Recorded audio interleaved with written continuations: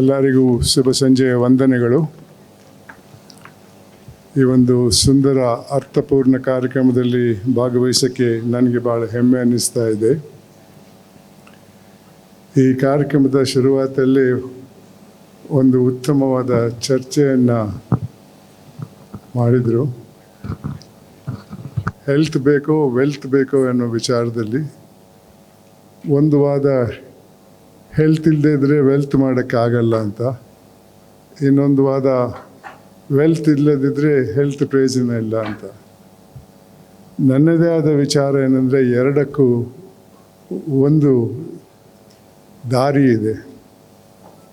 ಅದು ತೃಪ್ತಿ ಅನ್ನುವ ಒಂದು ಗುಣ ನಾವು ಅಳವಡಿಸಿದರೆ ಖಂಡಿತವಾಗಿಯೂ ಈ ಎರಡು ಸಮಸ್ಯೆಗೂ ಪರಿಹಾರ ಸಿಗ್ತದೆ ಅನ್ನೋದು ನನ್ನ ಅನಿಸಿಕೆ. ಇವತ್ತು ನಮ್ಮ ದೇಶದಲ್ಲಿ ಭಾಳಷ್ಟು ಅಭಿವೃದ್ಧಿ ಆಗಿರೋದು, ಈ ಪದ ಬೇಕಂತಲೇ ಬಳಸ್ತಾ ಇದ್ದೇನೆ, ಭಾಳಷ್ಟು ಅಭಿವೃದ್ಧಿ ಆಗಿರೋದು ದುರಾಸೆ ಅನ್ನೋ ಒಂದು ರೋಗ. ಆ ರೋಗಕ್ಕೆ ಮಿತಿ ಇಲ್ಲ, ಎಷ್ಟು ಮಾಡಿದರೂ ಸಾಲಲ್ಲ, ಇನ್ನೂ ಬೇಕು ಮತ್ತು ಬೇಕು ಅನ್ನೋ ಒಂದು ದುರಾಸೆ. ನನ್ನ ಅನಿಸಿಕೆಯಲ್ಲಿ ಅದಕ್ಕೆ ಒಂದು ದಾರಿ ಇದೆ. ನಾನು ಇವಾಗಲೇ ಹೇಳಿದಂಗೆ ಒಬ್ಬ ವ್ಯಕ್ತಿ ಆತನಲ್ಲಿ ತೃಪ್ತಿ ಅನ್ನುವ ಗುಣ ಅಳವಡಿಸಿದರೆ ಆ ದುರಾಸೆಗೂ ಮಟ್ಟ ಹಾಕ್ಬೋದು, ಹೆಚ್ಚಿನ ಆದಾಯಕ್ಕೂ ಮಟ್ಟ ಹಾಕ್ಬೋದು. ತೃಪ್ತಿ ಅಂದರೆ ಒಂದು ಹಂತಕ್ಕೆ ಡಿಗ್ರಿ ಬಂತು, ಕೆಲಸ ಸಿಕ್ತು, ಇನ್ನೇನು ಬೇಡ ನಾನು ಸನ್ಯಾಸಿ ಆಗ್ತೇನೆ ಅಂತ ಅಲ್ಲ. ಎಲ್ಲರಲ್ಲೂ ಆಕಾಂಕ್ಷೆ ಅನ್ನೋ ಒಂದು ಗುಣ ಇರಬೇಕು. Ambition to become somebody big, ambition even to become rich. Legitimately earned wealth is no product of sin. Become a crorepati, but in a legitimate way. Any acquisition in a contra way will never give you complete happiness. You'll never get good night's sleep. When will the income tax people will come? When will the robbers come? What will my children do with so much of illegal wealth? That will be a major worry. But if you have contentment in life, you can earn as much as you want. But when you can't, you don't feel disappointed. Ladies and gentlemen, the greatest wealth a person can acquire is contentment in life. Similar is the thing with the health.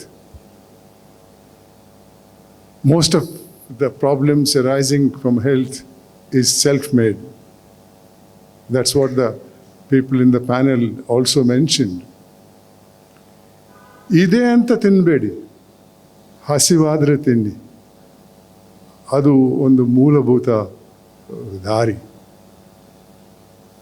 ಹಿಂದೆ refrigerator ಇರಲಿಲ್ಲ, ಇದ್ದದ್ದನ್ನು ತಿಂತಾಯಿದ್ರು, ಬೇಕಾದಾಗ ತಿಂತಾಯಿದ್ರು. ಆದ್ದರಿಂದ ರೋಗಗಳು ಕಮ್ಮಿ ಇತ್ತು. ಇವತ್ತಿನ ದೊಡ್ಡ ಸಮಸ್ಯೆ ಎರಡು, ಒಂದು ರೆಫ್ರಿಜಿರೇಟರು, ಒಂದು ತಿಜೋರಿ. ಈ ಎರಡರಿಂದ ಶೇಖರಣೆ ಮಾಡೋಕ್ಕಾಗಿ ಎಷ್ಟು ಬೇಕಾದರೂ ಬೇಕಾದ ಮಾಡಿ, ಆದರೆ ಅದಕ್ಕಿಂತಲೂ ಬೇಕು, ಜಾಸ್ತಿ ಬೇಕು ಅನ್ನುವ ಒಂದು ಆಸೆಯಿಂದ ಮನುಷ್ಯ ಕೆಟ್ಟೋಗ್ತಾ ಇದ್ದಾನೆ.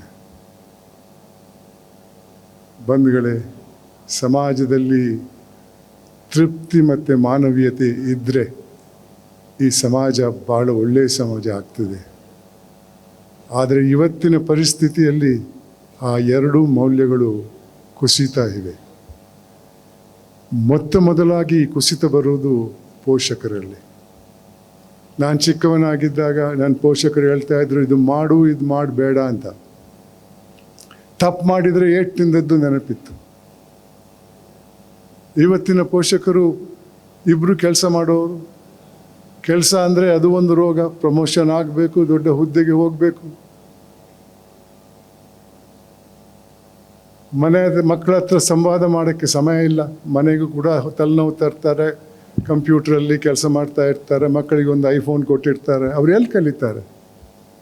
ನನ್ನ ಕಾಲದಲ್ಲಿ ಪೋಷಕರು ಹೇಳೋದು ಮಾತ್ರ ಅಲ್ಲ, ಶಾಲೆಗೆ ಹೋದಾಗ ನೀತಿ ಪಾಠ ಅಂತ ಇತ್ತು, ಮಾರಲ್ ಸೈನ್ಸ್. ಇವತ್ತು ಆ ಪಾಠ ಇಲ್ಲ, ಯಾರಿಗೂ ಬೇಡ ಅದು. What sort of a life are we leading? We have to change. The main reason for this are not human beings.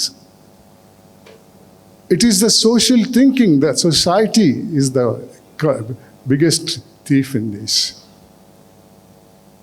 When I was young, if somebody was taken to jail in my village, my parents would tell me, don't go near that house. There was a social boycott of people who committed social crimes. It's not a punishment by a court of law. Because of that, people were hesitant. ಹಿಂಜರಿತಾ ಇದ್ರು ತಪ್ಪು ಮಾಡೋಕ್ಕೆ. ಅಯ್ಯೋ, ಈ ಸಾಮಾಜಿಕ ಬಹಿಷ್ಕಾರ ಎಲ್ಲಿ ನಮ್ಮ ಕುಟುಂಬಕ್ಕೆ ಬರ್ತದೋ ಅಂತ. ಇವತ್ತು ಹಂಗೆಲ್ಲ. ಈ ಸಮಾಜದ ಭಾವನೆಯಿಂದ, ಈ ಸಮಾಜ ಇವತ್ತು ಶ್ರೀಮಂತಿಕೆ ಮತ್ತು ಅಧಿಕಾರವನ್ನು ಪೂಜಿಸುವಂತಹ ಸಮಾಜ. ಇದರ ಭಾವನೆಯಿಂದ ಏನಾಗಿದೆ? ಎಲ್ಲರೂ ಶ್ರೀಮಂತರಾಗಬೇಕು. ಯಾವ ರೀತಿಯಲ್ಲಿ ಶ್ರೀಮಂತನಾದರೂ ಪರವಾಗಿಲ್ಲ, ಅವನಿಗೊಂದು ಸಲಾಮು. ಇಲ್ಲ ದೊಡ್ಡ ಹುದ್ದೆಗೆ ಹೋಗಬೇಕು, ಅವನಿಗೊಂದು ಸಲಾಮ್. ಹುದ್ದೆಗೆ ಹೋದರೆ ಶ್ರೀಮಂತಿಕೆ ಬಂದೇ ಬರ್ತದೆ, ಶ್ರೀಮಂತಿಕೆ ಇದ್ದರೆ ಹುದ್ದೆ ಖರೀದಿ ಮಾಡ್ಬೋದು. ಅಂಥ ಸಮಾಜದಲ್ಲಿದ್ದೇವೆ ಬಂಧುಗಳೇ. ಆ ಹಿನ್ನೆಲೆಯಲ್ಲಿ ಈ ಒಂದು ಕಾರ್ಯಕ್ರಮವನ್ನು ನಾನು ಅರ್ಥಪೂರ್ಣ ಕಾರ್ಯಕ್ರಮ ಅಂತ ಹೇಳ್ತಾ ಇದ್ದೇನೆ. ಯಾಕಂದರೆ ಇದು ಸಮಾಜಕ್ಕೆ ಒಂದು ಸಂದೇಶ ಕಳಿಸ್ತದೆ. ಒಳ್ಳೆಯ ಕೆಲಸ ಮಾಡಿದವರನ್ನು ಗುರುತಿಸುವುದು ಸಮಾಜದ ಜವಾಬ್ದಾರಿ. ಆ ಜವಾಬ್ದಾರಿಯನ್ನು ಸಮಾಜ ತನ್ನ ಭಾವನೆಯಿಂದ ದೂರ ಇಟ್ಟಿದೆ. ಇಂಥ ಸಂಸ್ಥೆಗಳಿಂದ ಈ ಒಂದು ಕಾರ್ಯಕ್ರಮ ನಡೀತಾ ಇದೆ. ಇದರಿಂದ ಸಮಾಜಕ್ಕೆ 2 ಸಂದೇಶಗಳು ಹೋಗ್ತದೆ. ಒಂದು, ಪ್ರಶಸ್ತಿ ಪಡೆದವರಲ್ಲಿ ಹೆಚ್ಚಿನ ಹುರುಪು ಬರ್ಬೋದು. ನಾನು ಒಳ್ಳೆಯ ಕೆಲಸ ಇನ್ನೂ ಜಾಸ್ತಿ ಮಾಡಿದರೆ ಇನ್ನೂ ಪ್ರಶಸ್ತಿಗಳು ನನಗೆ ಬರ್ಬೋದು, ಈ ಸಮಾಜವನ್ನು ನನ್ನನ್ನು ಗುರುತಿಸ್ಬೋದು ಅಂತ. ಅದೇ ರೀತಿ ಈ ಕಾರ್ಯಕ್ರಮದ ಬಗ್ಗೆ ಇಲ್ಲಿ ಕಂಡವರು ಅಥವಾ ಹೋಗಿ ಮೀಡಿಯಾದಲ್ಲಿ ಓದಿದವರು, ಟಿ ವಿ ನೋಡಿದವರು, ಅವರಲ್ಲೂ ಒಂದು ಹುರುಪು ಬರ್ಬೋದು. ನಾವು ಒಳ್ಳೆಯ ಕೆಲಸ ಮಾಡಿದರೆ ನಮಗೂ ಕೂಡ ಈ ಒಂದು ಪ್ರಶಸ್ತಿ ಬರ್ಬೋದು ಅಂತ. ಆದ್ದರಿಂದ ಇಂಥ ಒಂದು ಕಾರ್ಯಕ್ರಮವನ್ನು ನಾನು ಅರ್ಥಪೂರ್ಣ ಕಾರ್ಯಕ್ರಮ ಅಂತ ತಿಳ್ಕೊಂಡಿದ್ದೇನೆ. ಅದಕ್ಕೆ ಮೀಡಿಯಾ ಹೌಸ್ನವರನ್ನು ನಾನು ಅಭಿನಂದಿಸ್ತಾ ಇದ್ದೇನೆ. ನಿಮಗೆಲ್ಲರಿಗೂ ವಂದಿಸ್ತಾ ನನ್ನ ಮಾತಿಗೆ ವಿರಾಮ ಕೊಡ್ತಾ ಇದ್ದೇನೆ. ಧನ್ಯವಾದಗಳು.